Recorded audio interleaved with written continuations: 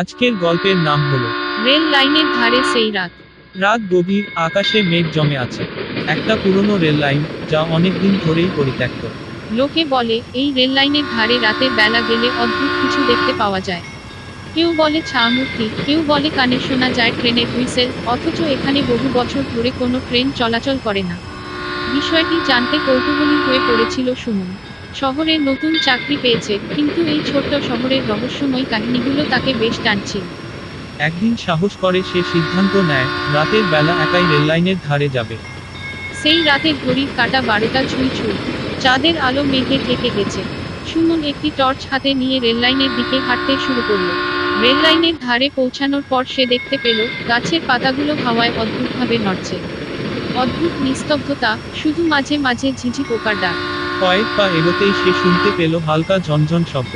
প্রথমে ভেবেছিল বাতাসের শব্দ, কিন্তু একটু ভালো করে শুনে মনে হলো শব্দটা ঠিক রেললাইন থেকেই আসছে।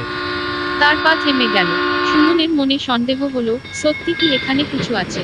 টর্চের আলো ফেলে সে রেললাইনের উপর তাকিয়ে দেখল, একটি মূর্তি বসে আছে।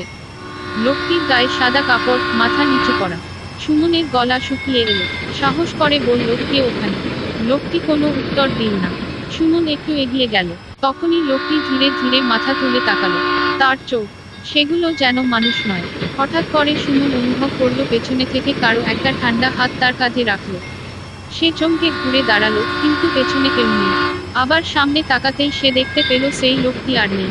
এক মুহূর্তে যেন পুরো পরিবেশ বদলে গেল। হাওয়ার গর্জন, রেললাইনের কাঁপুনি, আর দূর থেকে ট্রেনের হুইসেল শোনা যেতে লাগলো। কিন্তু এই রেললাইন তো বন্ধ, ট্রেন আসবে কিভাবে?